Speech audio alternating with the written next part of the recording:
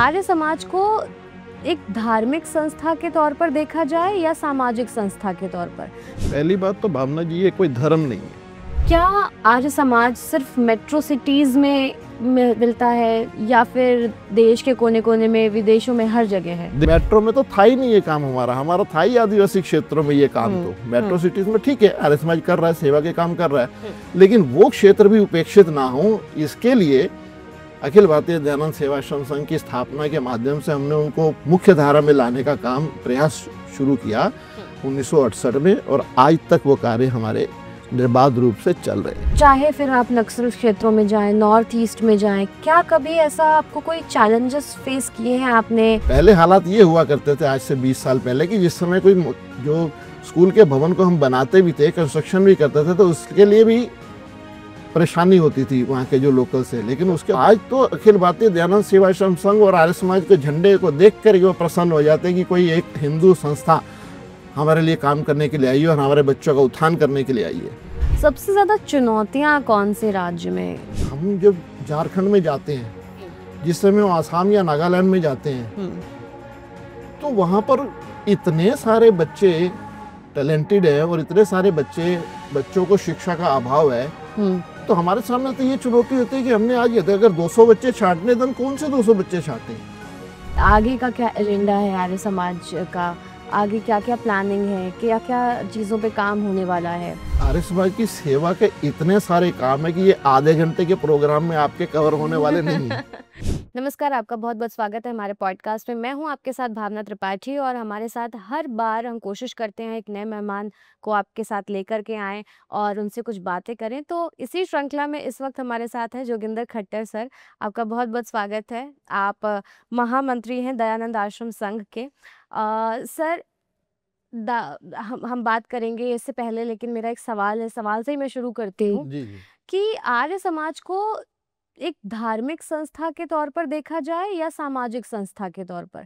क्योंकि जब हम लोग बात करते हैं तो सब निकल के आता है कि तमाम सामाजिक कुरीतियों के खिलाफ आर्य समाज ने आवाज़ उठाई और वो इसके उत्थान के लिए, समाज के उत्थान के लिए काम कर रहा है। फिर एक बोला जाता है कि हिंदू धर्म से थोड़ा अलग है, अलग मान्यताएं हैं, अलग धर्म आता है। तो धार्मिक कहा जाए या सामाजिक क्या कहा जाए? पहली बात तो भावना जी, ये कोई धर्म नहीं है। आर्य समाज जो है वो सदैव वेदों की ओर लौटने की बात करता है। वेदों में जो ज्ञान है, वेदों में जो मंत्र हैं, उनको पढ़ने के लिए प्रेरित करने का काम, जिन वेदों के ज्ञान को दुनिया ने भुला दिया था, भारत ने भुला दिया था, उसी वेदों की तरफ लौटने का आह्वान किया महर्षि दयानंद सरस्वती ने जी। तो ये धर्म तो अलग है ही नहीं। इसके साथ साथ जो आर्य समाज है, हवन, वेदों के मंत्र, इसके साथ साथ तो आध्यात्मिकता दे दी आर्य समाज ने। और सामाजिक कार्यों के लिए आर्य समाज ने, महर्षि दयानंद सरस्वती ने आर्य समाज को 10 नियम के अंदर बांध दिया। ठीक है।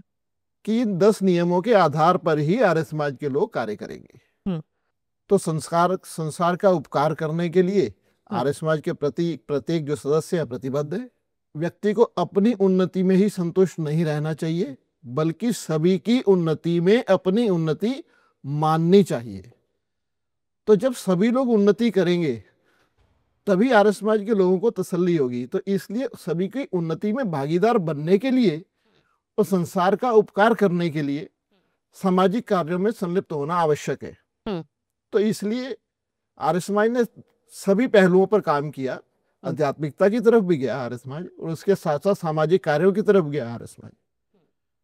तो इस समय जो पिछले वर्षों में कोई भी त्रासदी भारत में आई, चाहे वो उड़ीसा में आई, चाहे वो उत्तरकाशी में आई, चाहे वो गुजरात का भूकंप आया हो, या कोई भी त्रासदी जब भारत में आई, तो उस समय आर्य समाज के लोगों ने, प्लेग जिस समय फैला था, काफी पुरानी बात है ये पुरानी बात है। मैं क्योंकि पिछले 150 वर्षों की बात करूंगा, जब 150 वर्ष हो गए आर्य समाज की स्थापना को किए हुए जी, तो ये पिछले 150 वर्षों से ही आर्य समाज जो है वो व्यक्तियों के बीच में सामाजिक कार्यों को करने की जो एक बीड़ा उठाया हुआ है। तो जिस समय प्लेग फैला था, उस समय आर्य समाज के लोगों ने ही तन्मयता के साथ उस समय लोगों को प्लेग से बचाने का काम किया था। वो शुरुआत हुई थी उस समय सामाजिक कार्यों की। और एक अनाथालय का स्थापना की थी सबसे पहले आर्य समाज ने हिंदुओं के लिए। अनाथालय की स्थापना की थी महर्षि दयानंद सरस्वती ने पंजाब के फिरोजपुर में। उससे पहले भारत में हिंदुओं के लिए कोई अनाथालय नहीं था। केवल और केवल क्रिश्चियनों के अनाथालय हुआ करते थे। जो भी कोई अनाथ बच्चा हो जाता था उसको क्रिश्चियनों के अनाथालय में दे दिया जाता था। आप समझ सकते हो कि जिस समय अनाथालय में जब बच्चा क्रिश्चियंस के अनाथालय में जाएगा तो वही संस्कार वही सब कुछ सीख करके बाहर निकलेगा। बिल्कुल। तो इसको महर्षि दयानंद सरस्वती जी ने पहचाना और फिरोजपुर में एक अनाथालय की स्थापना की। और आज भी सबसे बड़ा अनाथालय यदि चलाता है वो आर्य समाज ही चलाता है। और दिल्ली में भी यदि सबसे बड़ा अनाथालय दरियागंज में है तो आर्य समाज द्वारा ही संचालित है। तो इस प्रकार आप कह सकते हो कि सामाजिक कार्यों में अग्रणी भूमिका यदि समाज में निभाई तो आर्य समाज ने निभाई और 150 वर्षों से निभाता चला आ रहा है। अच्छा, मैं आपसे इससे पहले कि आगे और सवाल करूं, मेरा एक ये अभी जो कि आपने बात की नियमों की 5वां नियम बताया आपने, 8वां नियम आपने बताया। अगर मैं आपसे पूछूं कि जो 10 नियम हैं उसमें से कोई एक नियम अगर आपको चुनना हो जिसके टुवर्ड्स आपको काम करने की जरूरत महसूस होती है तो वो कौन सा होगा? संसार का उपकार करना आर्य समाज का सबसे बड़ा मुख्य उद्देश्य है। उसके लिए हम उसी नियम के आधार पर आज कार्य कर रहे हैं। जो सेवा इकाई बनाई गई अखिल भारतीय दयानंद सेवा आश्रम संघ, वो इसी को ध्यान में रख करके बनाई गई है कि संस्कार का उत्थान हो, सबकी उन्नति हो और सबकी उन्नति में हमारी उन्नति है। यही है। चलिए, बहुत अच्छी बात है। क्या आर्य समाज सिर्फ मेट्रो सिटीज में मिलता है, दिल्ली, मुंबई, नहीं, या फिर देश के कोने कोने में, विदेशों में, हर जगह है? देखिए, विदेशों में तो है ही है। जिस समय सेवा इकाई तो आर्य समाज के लोग सेवा तो कर ही रहे थे, लेकिन उसको संगठित करने के लिए, संगठन का रूप देने के लिए 1965 में जब तत्कालीन प्रधानमंत्री लाल बहादुर शास्त्री जी ने उत्तर पूर्व राज्यों का, असम, नागालैंड का दौरा किया जी, वो वहां से वापस आने के बाद उन्होंने आर्य समाज के लोगों को बुलाया कि उन राज्यों में अधिक आवश्यकता है काम करने की। उन राज्यों को उत्थान यदि करना है तो केवल सरकार के दम पर उनको उत्थान नहीं किया जा सकता। इसलिए आर्य समाज के लोगों को उन क्षेत्रों में जाकर के काम करने की आवश्यकता है। तो 1968 में अखिल भारतीय दयानंद सेवाश्रम संघ की स्थापना की गई और नागालैंड के दीमापुर में सबसे पहला संस्थान वहां पर बनाया गया।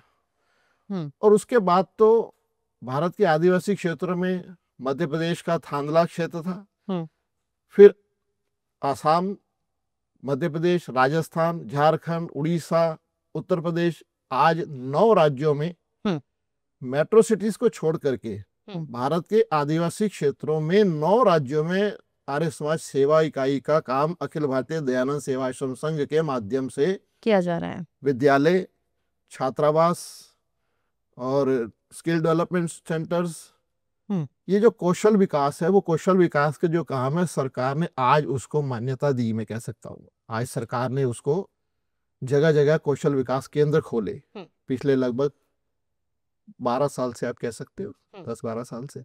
अच्छा, लेकिन आर्य समाज ने इन कौशल विकास के कार्यों को लगभग 50 वर्षों से करता चला आ रहा है।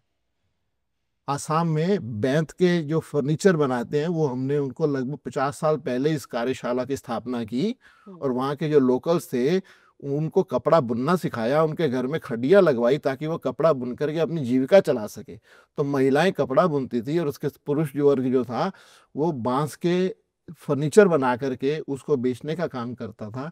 तो इस प्रकार कौशल विकास का जो काम है वो आर्य समाज ने 50 वर्ष पूर्व शुरू कर दिया था। और वो सिर्फ मेट्रो सिटीज तक सीमित नहीं है। मेट्रो में तो था ही नहीं ये काम, हमारा था ही आदिवासी क्षेत्रों में ये काम। तो मेट्रो सिटीज में ठीक है आर्य समाज कर रहा है, सेवा के काम कर रहा है, लेकिन वो क्षेत्र भी उपेक्षित ना हो, इसके लिए अखिल भारतीय दयानंद सेवाश्रम संघ की स्थापना के माध्यम से हमने उनको मुख्य धारा में लाने का काम प्रयास शुरू किया 1968 में और आज तक वो कार्य हमारे निर्बाध रूप से चल रहे हैं। अच्छा, चूंकि आपने बोला कि आप लोग जाते हैं नक्सल क्षेत्रों में भी आर्य समाज की का प्रचार प्रसार किया जा रहा है। नॉर्थ ईस्ट अगर आप चले जाएं तो नॉर्थ ईस्ट में कहीं ना कहीं हम लोग देखते हैं तमाम इस वक्त मुद्दे चल रहे हैं देश में। मैं ज़्यादा पॉलिटिकली उधर नहीं जाऊंगी। चाहे फिर आप नक्सल क्षेत्रों में जाएँ, नॉर्थ ईस्ट में जाएँ, क्या कभी ऐसा आपको कोई चैलेंजेस फेस किए हैं आपने? लोकल्स ने कैसे आपको सपोर्ट किया है? क्योंकि ज़रूरत रहती है कहीं न कहीं जब आप जाते हैं तो। बहुत बहुत चैलेंजेस थे। जो लोकल लोग थे उनको एक उनके मन में बड़ा डर था और भ्रांति थी कि ये लोग बाहर से दिल्ली से आकर के यहाँ क्या करने के लिए आते हैं। हुँ, तो एक डर होता था उनके मन में। हुँ, शुरू में तो उन्होंने थोड़ा सा उसको रोकने का भी प्रयास किया, हुँ, लेकिन उनको जब समझाया गया कि भाई हम दिल्ली से आए हैं, कुछ आपके लिए लेकर के आए हैं, आपको देने के लिए आए हैं, आपके बच्चों को पढ़ाने के लिए आए हैं, आपके बच्चों को हम यूनिफॉर्म भी दे रहे हैं, आपके बच्चों को पढ़ाई किताबें भी दे रहे हैं, आपके बच्चों को हम पढ़ा भी रहे हैं, तो इसमें आप हमारा स्वार्थ बताओ कहाँ है। हुँ, तो धीरे धीरे उनको समझ में आने लगा कि ये तो संस्था जो है निस्वार्थ काम करने के लिए आई है, ये तो संस्था हमारे बच्चों के भविष्य को बनाने के लिए आई है, तो हम इनको क्यों रोके। हुँ। उन्होंने धीरे धीरे हमारा एक्सेप्ट समर्थन करना शुरू किया। एक्सेप्ट तो किया ही, समर्थन देना शुरू किया, हमारा साथ देना शुरू कर दिया। हुँ, पहले हालात ये हुआ करते थे आज से 20 साल पहले कि जिस समय कोई जो स्कूल के भवन को हम बनाते भी थे, कंस्ट्रक्शन भी करते थे, तो उसके लिए भी परेशानी होती थी वहाँ के जो लोकल से। लेकिन उसके बाद तो उन्होंने ऐसा समर्थन देना शुरू कर दिया। अभी हमें पीछे 2009 में जो है आसाम के धनसिरी में हुँ, एक व्यक्ति ने जो 50 बीघे जगह, जो केवल उसके पास अपनी 50 बीघे ही जगह थी उसकी खेती के लिए, हुँ, उसने पूरी की पूरी हमें दान में दे दी विद्यालय बनाने के लिए कि आप यहाँ पर विद्यालय बनाइए, जो हमारे दिमासा जाति के लोग हैं उनका उत्थान कीजिए, उनको पढ़ाइए, उनकी शिक्षा के लिए आप काम कीजिए। तो आप सोचिए कि कैसा ये समर्थन नहीं तो क्या, ये उनकी भावनाएं नहीं तो क्या, कि जिस व्यक्ति के पास केवल परिवार के पास 50 बीघे जगह है और वो पूरी की पूरी जगह वो हमें दान में दे दे। तो मैं समझता हूँ ये सबसे बड़ा दान तो उस व्यक्ति ने किया जिसके पास है ही 50 बीघे, सारी की सारी जगह दे दी उसने विद्यालय बनाने के लिए। तो हमें इस समय लोकल्स लोगों की जो सपोर्ट है वो बहुत ज़्यादा, बहुत अच्छे स्तर पर मिलती है। जब आज तो अखिल भारतीय दयानंद सेवाश्रम संघ और आर्य समाज के झंडे को देख कर वो प्रसन्न हो जाते हैं कि कोई एक हिंदू संस्था हमारे लिए काम करने के लिए आई है और हमारे बच्चों का उत्थान करने के लिए आई है। तो हम लोगों ने वहाँ पे आज असम में, नागालैंड में, मध्य प्रदेश में, झारखंड में, राजस्थान में, इन जगहों पर विद्यालय बनाए हुए हैं और उन्हीं आसपास के जो क्षेत्र के जो बच्चे हैं वही उसका लाभ ले रहे हैं, वही लोग पढ़ते हैं। तो हमने उनको यूनिफॉर्म भी देते हैं, हम उनको पुस्तकें भी देते हैं और बहुत नॉमिनल फीस रख करके उनको पढ़ाने का काम हम कर रहे हैं। तो जैसे अभी आपने बताया कि उन्होंने 50 बीघे ज़मीन दे दी। अब ऐसे क्षेत्रों में गरीबी भी बहुत ज़्यादा है। तो यहाँ पर आप विद्यालय बनाना कैसे अफ़ोर्ड करते हैं? कैसे आपका क्या पूरा स्ट्रक्चर रहता है? कैसे काम करते हैं आप? हमारा तो केवल दान के आज पहले, इससे पहले एमडीएच के जो हमारे महाशय जी थे हुँ, वो इन विद्यालयों को बनाने का काम किया था उन्होंने, जिसके माध्यम से हमने बहुत सारे विद्यालय वहाँ पर बनाए। हुँ, और आज इस समय वर्तमान में जो जेबीएम के हमारे चेयरमैन हैं आदरणीय सुरेंद्र कुमार आर्य जी, हुँ, उनका पूरा सपोर्ट और उनके निर्देशन में ये वहाँ पर विद्यालय बन रहे हैं। दीमापुर में एक बहुत बड़ा भवन बन करके विद्यालय का वो तैयार है और ये नया सेशन अब आरंभ होने वाला है, उसमें नया सेशन शुरू होगा। तो हुँ, इस प्रकार से जो हमारा सारा काम जो है दान पर आधारित है। हम लोग केवल और केवल अच्छे लोगों से दान एकत्र करके उन भवनों का निर्माण करते हैं। ना केवल भवनों का निर्माण करते हैं बल्कि बाद में फीस तो एक छोटी सी एक कंट्रीब्यूशन रहता है स्कूल में, बाकी का हम दान एकत्रित करके उन टीचरों की व्यवस्था करते हैं, पढ़ाने की व्यवस्था करते हैं। और जो आसपास के क्षेत्र के दूर दूर क्षेत्र है, वहाँ तो गांव है वो बड़े दूर दूर है, स्कैटर्ड है। कोई एक गांव तो ऐसा है नहीं कि जिसमें बहुत बड़ी आबादी है और उसी एक गांव के लिए ही एक स्कूल पर्याप्त होगा। वो तो बहुत सारे गांव, तो इसलिए वहाँ पर हमें छात्रावास भी बनाने पड़ते हैं। तो हम लोगों ताकि ने वहाँ लोग पर आके रहें, बच्चे बच्चे पढ़ें। आकर के रहे। हाँ। तो वहाँ पर ऐसे ही वो बच्चे आते हैं दूर दूर से, वहाँ रहते हैं और हमारे ही विद्यालयों में पढ़ते हैं। हुँ, पर आप ये देखिए कि ना केवल हमारे वो बच्चे उस विद्यालयों में पढ़ते हैं बल्कि जो बच्चे हमारे विद्यालयों में पढ़ते हैं, आज हमारे पास दिल्ली में 200 बच्चे हैं जो टोटली फ्री एजुकेशन ले रहे हैं, जिसमें गर्ल्स भी हैं और बॉयज़ भी हैं। हुँ, टोटली उनका वहाँ पर रहना, खाना पीना और स्कूल की जो शिक्षा है वो टोटली फ्री है। हुँ, तो आप ये सोचिए जो बच्चा यहाँ पर पढ़ता है, वो 12वीं तक यहाँ पर पढ़ता है, वो तीसरी या चौथी कक्षा में जिस समय हमारे पास आता है और 12वीं तक यहाँ पर पढ़ता है, फिर वो ग्रेजुएशन करता है, पोस्ट ग्रेजुएशन करता है, बीएड इत्यादि हम उसको कराते हैं। और हमारे ही जो विद्यालय हैं, जो आसाम में है, नागालैंड में है, मध्य प्रदेश में है, राजस्थान में, इन्हीं विद्यालयों में हम उनको टीचर की एज़ अ टीचर अपॉइंट कर लेते देते हैं। हैं, वो अपॉइंट करते हैं। वो टीचर आज बहुत सारे जो हमारे स्टूडेंट्स हैं हमारे विद्यालय में टीचर हैं। कभी कोई ऐसी कोई एक इंसिडेंट या कोई स्टोरी आप शेयर करना चाहें जो? हाँ हाँ। हाँ, मुझे याद आता है, लगभग लगभग 14-15 साल पहले हम्म। एक व्यक्ति अपने बच्चे को साथ लेकर के आया हम्म। आरिस्मा रानी बाग में। हम्म। उस समय माता प्रेमलता शास्त्री जी, जो इन कार्यों को अखिल भारतीय दयानंद सेवाश्रम संघ के कार्यों को करती थी, हम्म। तो मैं भी बैठा था और माता जी भी थे। वो व्यक्ति आया एक बच्चे को लेकर के, कि उन्होंने कहा, माता जी इस बच्चे को आप अपनी शरण में ले लो, इस बच्चे को यहाँ पर पढ़ने के लिए यहाँ पर रख लो। तो उस समय हमारे पास साधन बहुत ज़्यादा नहीं होते थे, तो हमने उनको बोला कि भाई ये तो थोड़ा सा मुश्किल काम हो जाएगा, पहले से ही हमारे पास ज़्यादा बच्चे हैं। कि नहीं माता जी, आप इसको ले लो, क्योंकि इसके पिता को इसके आंखों के सामने किसी ने गोली मारी। आप जिस नक्सलवाद की बात कर रहे हो जी, उसके आंखों के सामने बच्चे को, आप सोचो कि जब बच्चे के पिता को बच्चे की आंखों के सामने गोली मारी जाएगी तो बड़ा होकर के क्या वो आतंकवादी नहीं बनेगा? बिल्कुल। उसके अंदर तो तो उसने कब कहा से कि वो चाचा था बच्चे का, उसने एक बच्चे को लेकर के आया कि इसको पढ़ाइए। तो आज उसके बाद वो बच्चा 12वीं किया, ग्रेजुएशन हमारे यहाँ से किया। वो त्रिपुरा का बच्चा है। मुझे आज भी उसके जो चाचा लेकर के आए थे उसकी शक्ल याद है। तो आज वो बच्चा इस समय 35,000 रुपये की सैलरी लेकर के अपनी बहुत अच्छे तरीके से उसका रहना खाना पीना चल रहा है। तो ये हमें खुशी है कि हम किसी के काम आ रहे हैं आज। बिल्कुल। ये वाक़ई में अगर उसको उस वक़्त सही डायरेक्शन नहीं दी गई होती, जी तो आज जो आपने बताया कि जो अच्छी तनख्वाह में वो काम कर रहे हैं, वो कहीं न कहीं वो उसका उल्टा इफ़ेक्ट भी हो सकता था और यू नेवर नो कि वो क्या करते और क्या नहीं। अच्छा, अगर मैं आपसे आगे का प्लान पूछूँ कि आगे का क्या एजेंडा है आर्य समाज का? आगे क्या-क्या प्लानिंग है? क्या-क्या चीज़ों पे काम होने वाला है? मैं आपको और अभी बताता हूँ। हुँ। आर्य समाज की सेवा के इतने सारे काम है कि ये आधे घंटे के प्रोग्राम में आपके कवर होने वाले नहीं है। जी। इसके लिए आपको कई एपिसोड बनाने पड़ेंगे, इसलिए मैं आपको थोड़ा सा और बता जी, देता हूँ। बिल्कुल, बिल्कुल, मैं एकदम। हम लोग इन बच्चों के लिए छात्रवृत्ति देते हैं। जो अच्छा। बच्चे 12वीं कर लिया हुँ। और उसके बाद उसको ग्रेजुएशन के लिए या पोस्ट ग्रेजुएशन के लिए बहुत से, क्योंकि हमारे पास, हम तो मेट्रो सिटीज में रह करके कल्पना भी नहीं कर सकते कि उन क्षेत्रों में कितनी गरीबी है और कितना धन के अभाव के कारण कितने बच्चे शिक्षा छोड़ जाते हैं। तो ऐसे बच्चों के लिए जो ग्रेजुएशन या पोस्ट ग्रेजुएशन नहीं कर पाते, धन के अभाव में, टैलेंटेड है लेकिन धन के अभाव में वो नहीं पढ़ पाते, उन बच्चों को फीस देने का काम, उन बच्चों को छात्रवृत्ति देते हैं ताकि वो अपनी फीस भर करके अपनी शिक्षा को सुचारू रूप से कर सके। एक तो काम ये हम कर रहे हाँ, हैं। कि फाइनेंशियली जो लोग इतने स्ट्रांग नहीं है, हाँ, स्कॉलरशिप के ज़रिए से उनको आप उनको मदद हम कर रहे हैं मदद ताकि वो करते अपनी हैं। पढ़ाई-लिखाई पूरी करें। बिल्कुल। ठीक है। और इसका टारगेट हम लोग प्रति वर्ष बढ़ाते हैं। अच्छा। अभी हमने इस वर्ष 70 लाख रुपए की राशि जो है इस छात्रवृत्ति के रूप में बच्चों को, अलग अलग बच्चों को हमने दी है। और अब फिर से अप्रैल में हम फिर से उसकी रजिस्ट्रेशन आरंभ करने जा रहे हैं ताकि वो बच्चे, अभी आप सरकारों ने एक नारा दिया कि शिक्षा का अधिकार है सभी को। कैसे अधिकार होगा जब किसी के पास, बच्चे के पास पैसे नहीं है? फाइनेंशियली स्ट्रांग तो नहीं है अधिकार तो तो है उसका, वो पढ़ नहीं पाएगा, पैसे नहीं है उसके पास। तो उसके इस कार्य की पूर्ति करने के लिए, उसको अधिकार देने के लिए कि भाई सबका अधिकार है पढ़ने का, तो उसको हम छात्रवृत्ति देते हैं।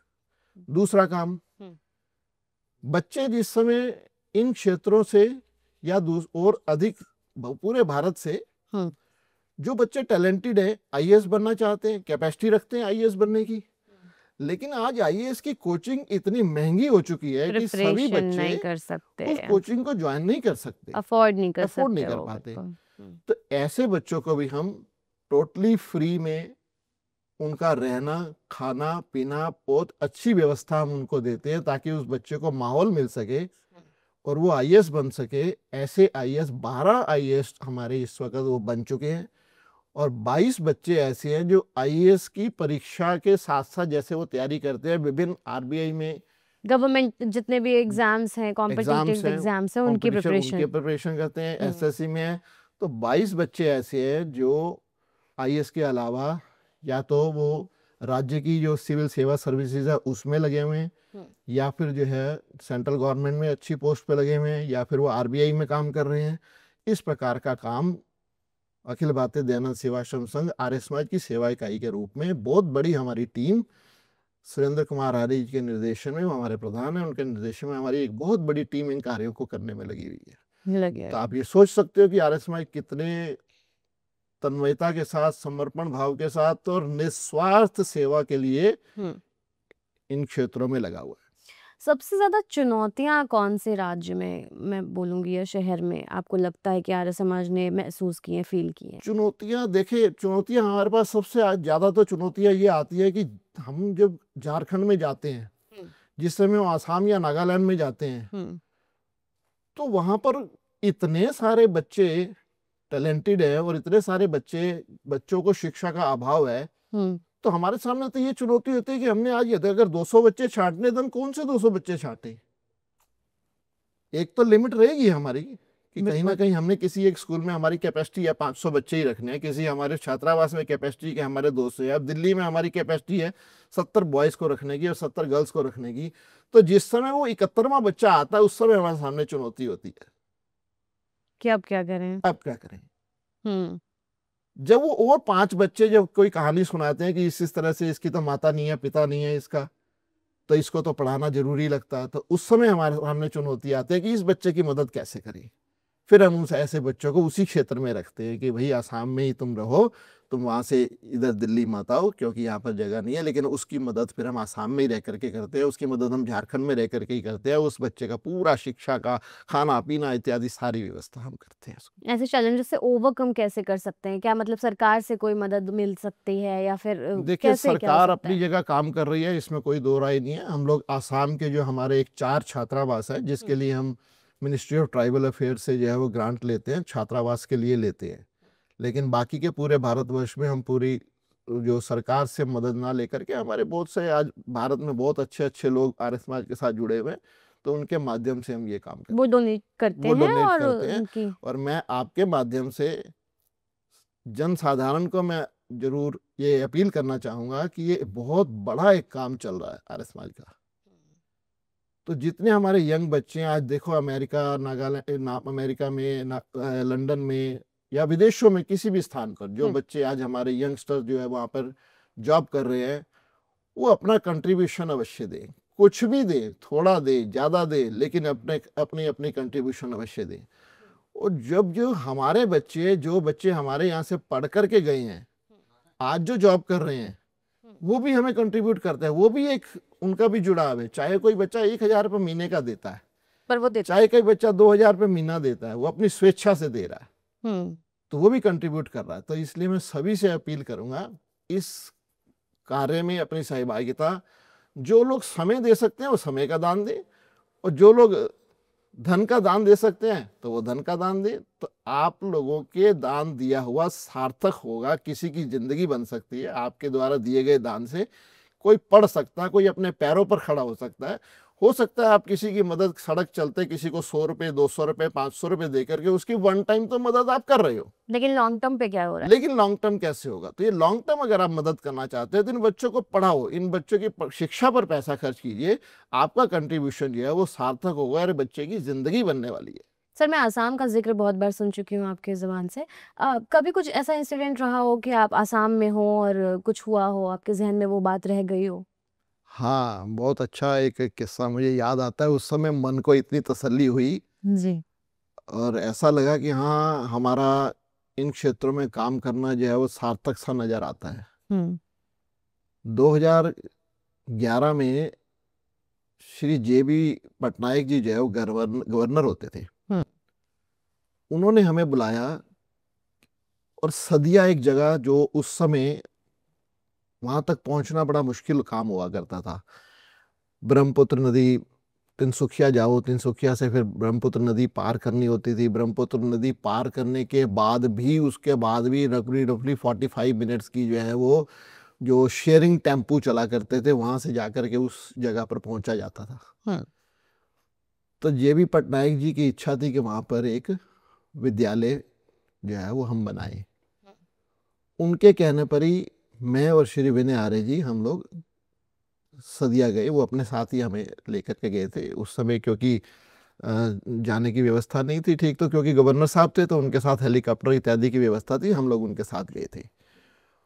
और जिस समय रात को हम बैठे थे तो उन्होंने एक और वहाँ पर बिल्डिंग बनाने के लिए, गौशाला इत्यादि वो बनाना चाहते थे उस समय। एक मंदिर एक गौशाला बनाने की बात थी, तो उन्होंने बहुत अच्छे स्तर के आर्किटेक्ट को बुलाया हुआ था। तो उन्होंने हमें इंट्रोड्यूस कराया कि ये इस तरह से आर्किटेक्ट है, ये बहुत सुलझे हुए और बहुत अच्छे, उन्होंने जिस तरह से बताया कि अच्छे स्तर के बड़े आर्किटेक्ट थे वो। उनके साथ उनकी एक असिस्टेंट बैठी थी। तो बातों ही बातों में जब मैंने उनसे पूछा कि बेटा आप कहाँ के हो, किस आसाम के ही हो या कहीं बाहर के, मुझे लगा कि शायद ये कहीं दूर से आई हैं, तो उसने मुझे बताया कि मैं आसाम के डीवीएन स्कूल में स्वरूप पथार में। उसने पहले ये बताया कि आसाम से हो। मैं कहा आसाम किस जगह, क्यूरियोसिटी जागी कि बच्ची आसाम की है तो किस जगह की है। तो उसने बताया मैं इस तरह स्वरूप पथार की हूँ। मैं स्वरूप पथार तो हमारा भी विद्यालय है। मैं स्वरूप पथार कहाँ से शिक्षा की आपने? तो उसने बच्ची ने बोला डीवीएन स्कूल। तो मेरे उसी समय मैंने गवर्नर साहब को बोला, मैं कहा सर ये हमारी बच्ची है जो इस समय आपके साथ बैठी है। हाँ। तो उस समय गवर्नर साहब ने बोला है ये आपकी बच्ची आपके स्कूल से पढ़ी हुई है।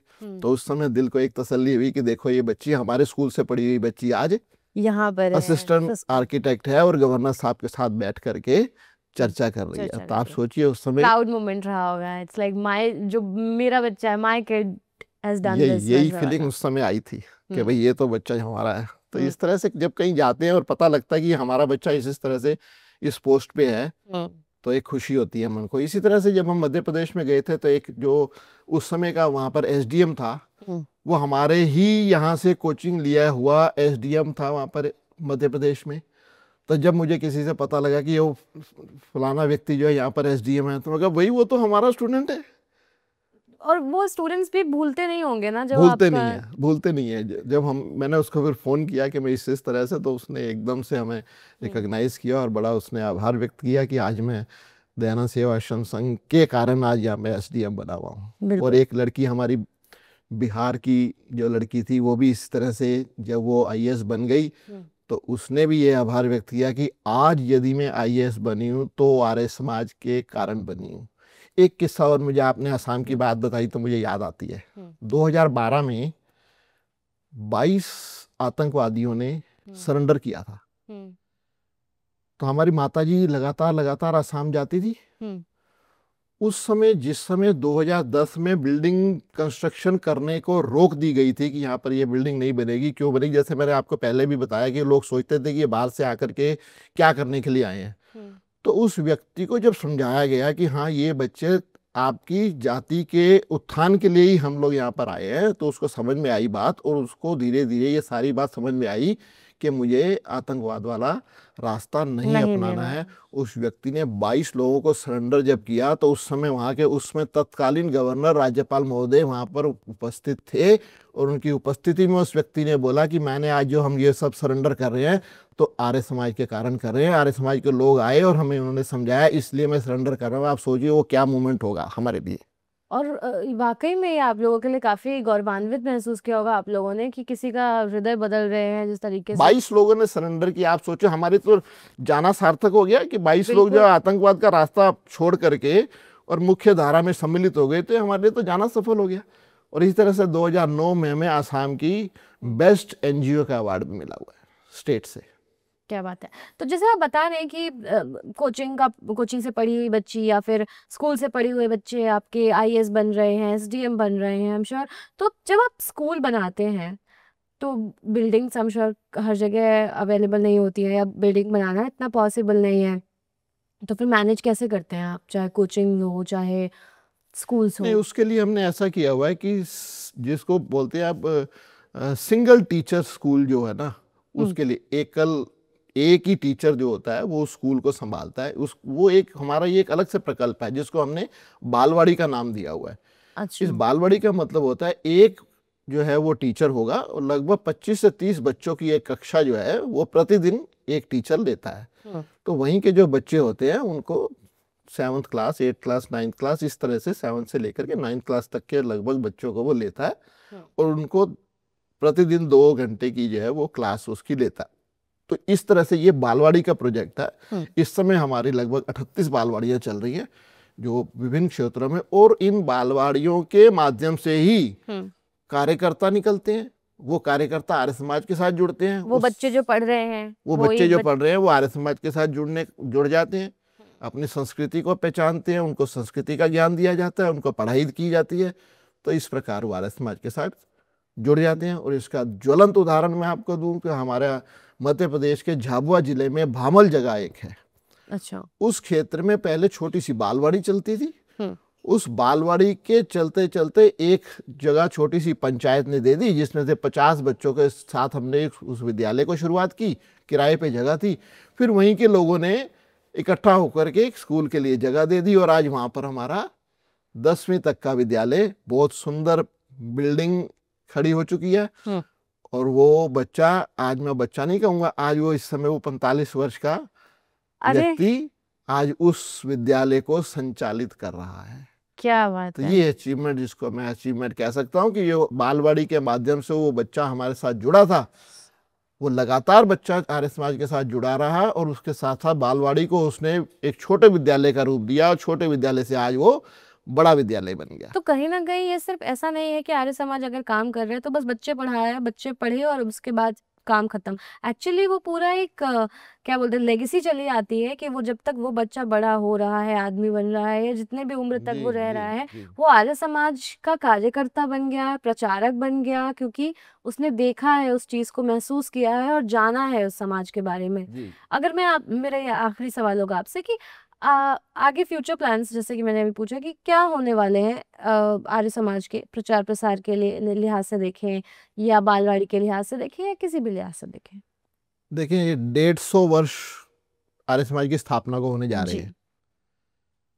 तो सबसे पहला तो हमारा जो टारगेट है वो जो बालवाड़ियां, जिसके माध्यम से बच्चों को संस्कार देने का काम, या बच्चों को मुख्य धारा में जोड़ने का काम, या बच्चों को आर्य समाज कह लो, या बच्चे को भारत की संस्कृति से जोड़ने का जो काम है, वो करने की एक बड़ी इच्छा है कि इसके जो बालवाड़ियां आज हमारी कम हैं उसको हम 150 बालवाड़ियों तक ले जाने का लक्ष्य रखते हैं। कि 150, क्योंकि हमारे साल जो है आर्य समाज की स्थापना को हो गए, तो कम से कम 150 तो जो बालवाड़ियां हैं इस वर्ष हमारी होनी चाहिए। ये हमारा टारगेट है पहला। और दूसरा, ऐसे क्षेत्रों में, जिन क्षेत्रों में अभी तक हम विद्यालय नहीं बना पाए, उन क्षेत्रों में विद्यालय बने ताकि उन सब जगह के बच्चे जो है वो पढ़े। और दूसरा, जो हम लोग आईएएस बनाने का जो एक प्रकल्प हमारा चल रहा है, उसमें हम छात्रों की वृद्धि करना चाहते हैं कि उस प्रत्येक बच्चा हम और अधिक, आज हमारे पास 30 बच्चे हैं तो हम 30 से ज़्यादा बच्चे हम कर सकें। एक चीज़ और बातों बातों में ध्यान आई, देखें आप, जिस समय कोई सरकार विश्वास करती है किसी संस्था पर, जिस समय हम सिक्किम के जो मुख्यमंत्री थे, जब उनको ये पता लगा कि दयानंद सेवाश्रम संघ इन बच्चों को आईएएस बनाने का काम करती है, तो उन्होंने हमें 21 बच्चे दिए कि ये 21 बच्चे जो है इनको आप पढ़ाइए, सिक्किम गवर्नमेंट देगी, लेकिन आप इनको अपने यहाँ दिल्ली में रख करके इनको अच्छी जो है इंफ्रास्ट्रक्चर दें, इनको शिक्षा दें, इनको भोजन पानी की व्यवस्था। ये काम आप सोचिए कि जिस समय सिक्किम गवर्नमेंट ने हमें रिकॉग्नाइज किया तो उस समय भी हमें गौरवान्वित महसूस किया कि हाँ, सिक्किम गवर्नमेंट ने भी हमें 21 बच्चे दिए। और अभी इस वर्ष भी सिक्किम गवर्नमेंट ने 2 बच्चे हमें दिए हैं अपनी तरफ से, आसाम गवर्नमेंट ने, और 2 बच्चे हमने अपने से खर्चा करके, 2 बच्चों का खर्चा तो आसाम गवर्नमेंट देगी, लेकिन हमने उनको बोला कि जब आप 2 बच्चे आप दे रहे हो तो 2 बच्चे हम आसाम से, हम अपने खर्चे पर भी आपसे लेंगे। तो हमने 4 बच्चे उनके लिए हुए हैं, सम्मिलित किए अपने उसमें आईएएस की कोचिंग में। अच्छा, अभी आपने बताया कि कुछ जहाँ पर स्कूल्स नहीं है, जिन एरियाज में आपको वहाँ पर स्कूल खोलने, कौन से एरियाज में नहीं है स्कूल्स अभी एक उड़ीसा का क्षेत्र जो है वो काफ़ी, देखें अब अगर आप मान लो ये दिल्ली, कलकत्ता और तमिलनाडु, इन क्षेत्रों को आप छोड़ दें, तो आसाम के भी बहुत सारे क्षेत्र ऐसे जो अछूते हैं, अभी भी शिक्षा की आवश्यकता है। झारखंड में बहुत सारे क्षेत्र ऐसे हैं जहाँ पर शिक्षा की आवश्यकता है, और राजस्थान में भी इस समय आवश्यकता है। अभी आपने सुना होगा जो ये राजस्थान में तो धर्मांतरण का काम जो है वो बड़ा तेजी से चल रहा है। तो हम चाहते हैं कि जबरदस्ती धर्मांतरण ना हो, और उन ज़्यादातर जो ये परिवार हैं, वो इनको जो सुविधा का अभाव है, जिसके कारण से वो कई लोग बन जाते हैं, तो उसको हम चाहते हैं कि वो उनको सुविधाएं पूरी मिले, उनको खान पान पूरा मिले, गरीबी के कारण कोई धर्मांतरण ना करे। तो कहीं ना कहीं अभी उन एरियाज में काम करने की आप लोगों की मंशा है करने की, जहाँ पर अभी चीज़ें नहीं हुई नहीं हुई हैं, या जहाँ establish। पर अभी सुविधाओं का अभाव है वहाँ हम सुविधाएं पहुँचाना चाहते हैं, ताकि उन सभी क्षेत्र के जो लोग हैं वो पढ़े, अपने पैरों पर खड़े हों, भारत की मुख्य धारा में सम्मिलित हो सकें। जितना हमारे से प्रयास, देखो सरकार के पास तो पूरा इंफ्रास्ट्रक्चर है, पूरी हिम्मत है, पूरा फंड्स है, सब कुछ है, लेकिन हमारे पास भी प्रयास होना चाहिए कि प्रत्येक व्यक्ति का काम है, जितनी जिसकी कैपेसिटी है वो इस काम को अवश्य करे। उन बच्चों को भी पढ़ने का अधिकार है जिनके पास पैसा नहीं है, उन बच्चों को भी मुख्य धारा में सम्मिलित होने का, या उन परिवार के बच्चों को भी कमाने का अधिकार है जिन बच्चों को अब आज तक जो इंफ्रास्ट्रक्चर नहीं मिल पाया, जो पैसे के कारण नहीं पढ़ पा रहे, उनको पढ़ाई, उनको शिक्षा देने का काम जो है वो हम सबका कर्तव्य बनता है। यदि हम भारत में रह रहे हैं, यदि मैं सुखी हूँ, यदि मैं संभ्रांत हूँ, तो मेरा पड़ोसी अगर कोई कमजोर है तो उसकी जो सहायता करना हमारा वो हमारा कर्तव्य बनता है। अच्छा। सभी की उन्नति में ही अपनी उन्नति समझनी चाहिए, इसी दिशा को लेकर के हम चल रहे हैं। संसार का उपकार भी करें, ये जो हमारा मुख्य उद्देश्य है, और साथ साथ हम सबकी उन्नति में भी भागीदार बने। बहुत बहुत धन्यवाद, आपने बहुत अच्छी सीख दी, आप बातें बताई, और किस तरीके से आर्य समाज सब चीज़ों को मैनेज कर रहा है, क्योंकि तमाम सवाल उठते हैं लोगों के जहन में कि आखिर कैसे काम हो रहा होगा, तो उसके बारे में भी आपने काफ़ी कुछ हम लोगों को बताया। बहुत बहुत शुक्रिया हमारे साथ पॉडकास्ट में धन्यवाद जुड़ने भावना के जी, लिए। बहुत बहुत धन्यवाद। आज आपने मुझे बुलाया, मेरे को अपनी बात कहने का मौका दिया। सभी दर्शकों को नमस्ते जी, बहुत बहुत आपका धन्यवाद। Thank you for watching this video. इस तरीके के तमाम पॉडकास्ट हम लाते रहेंगे और तमाम बातें आप तक पहुंचाते रहेंगे। Stay tuned with us.